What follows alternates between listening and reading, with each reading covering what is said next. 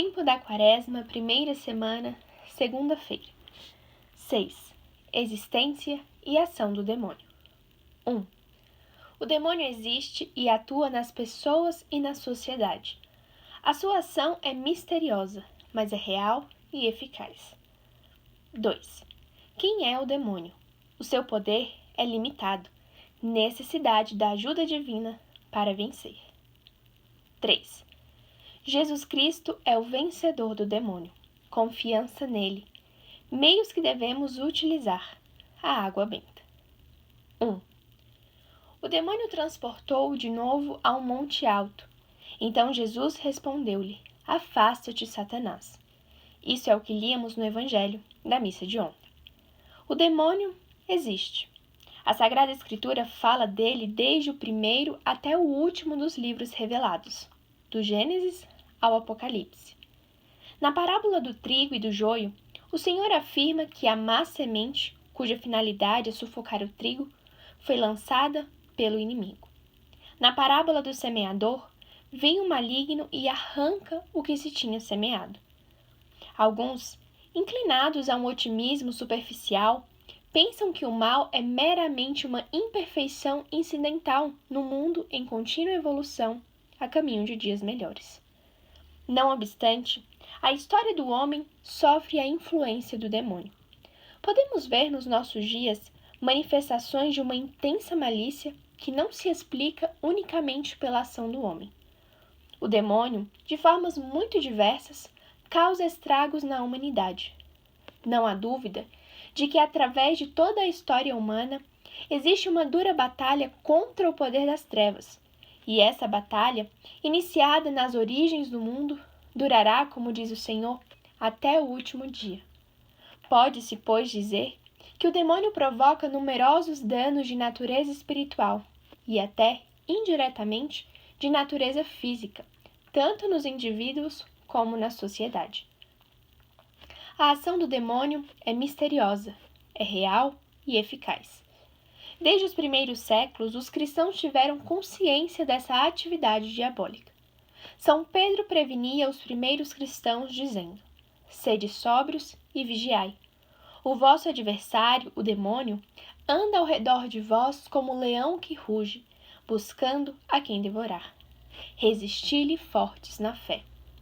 Com Jesus Cristo, o poder do demônio reduziu-se consideravelmente, pois ele nos libertou do poder de Satanás.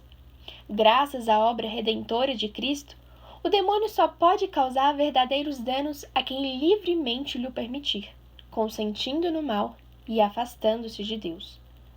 O Senhor manifesta-se em numerosas passagens do Evangelho como vencedor do demônio, livrando muitos infelizes da possessão diabólica. Nele está posta toda a nossa confiança, pois ele não permite que sejamos tentados acima das nossas forças. Portanto, ninguém peca por necessidade. Consideraremos com profundidade nesta Quaresma o que isso significa. 2. O demônio é um ser pessoal, real e concreto, de natureza espiritual e invisível, que pelo seu pecado se afastou de Deus para sempre, porque o diabo e os outros demônios foram criados por Deus naturalmente bons, mas eles por si mesmos se tornaram maus. Ele é o pai da mentira, do pecado, da discórdia, da desgraça, do ódio, do absurdo e do mal que há em toda a terra. É a serpente astuta e invejosa que traz a morte ao mundo, que semeia o mal no coração do homem, o único inimigo que devemos temer se não estamos perto de Deus. Seu único fim no mundo, ao qual não renunciou, é a nossa perdição, e tentará diariamente alcançar esse fim por todos os meios ao seu alcance. Tudo começou com a rejeição de Deus e do seu reino, com a usurpação dos seus direitos soberanos, na tentativa de alterar a economia da salvação e a própria ordem de toda a criação. Encontramos um reflexo dessa atitude nas palavras do tentador aos nossos primeiros pais: sereis como deuses.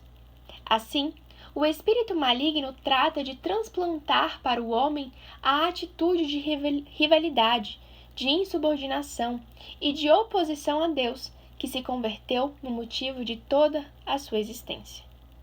O demônio é o primeiro causador do mal e dos desconcertos e rupturas que se produzem nas famílias e na sociedade.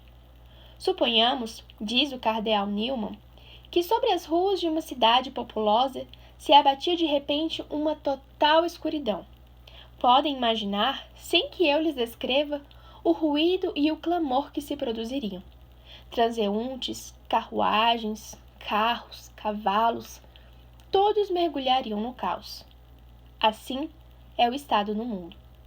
O espírito maligno que atua sobre os filhos da incredulidade, o Deus deste mundo, como diz São Paulo, cegou os olhos dos que não creem, e eis que se veem forçados a brigar e a discutir porque perderam o caminho, e disputam uns com os outros, uns dizendo isso, outros aquilo, porque não enxergam. Nas suas tentações, o demônio utiliza a fraude, já que só pode apresentar bens falsos e uma felicidade fictícia, que se converte sempre em solidão e amargura. Fora de Deus não existem, não podem existir, nem o bem, nem a felicidade verdadeira. Fora de Deus só existe escuridão, vazio e a maior das tristezas. Mas o poder do demônio é limitado, e também ele está sob o domínio e a soberania de Deus, que é o único Senhor do universo. O demônio, como também o anjo, não chega a penetrar na nossa intimidade, se nós não o queremos. Os espíritos imundos não podem conhecer a natureza dos nossos pensamentos. Só lhes é dado pressenti-los por indícios sensíveis, ou então, examinando as nossas disposições, as nossas palavras ou as coisas para as quais percebem que nos inclinamos. É-lhes totalmente inacessível o que não exteriorizamos e permanece oculto nas nossas almas. Mesmo os pensamentos que eles próprios nos sugerem, a acolhida que lhes damos, a reação que provocam em nós, nada disso o conhecem pela própria essência da alma, mas quando muito, pelos movimentos e manifestações externas. O demônio não pode violentar a nossa liberdade, a fim de incliná-la para o mal. É um fato certo que o demônio não pode seduzir ninguém, a não ser os que lhe prestam o consentimento da sua vontade. O santo cura d'Ars diz que o demônio é um grande cão acorrentado que arremete, que faz muito barulho, mas que só morde os que se aproximam dele em demasia.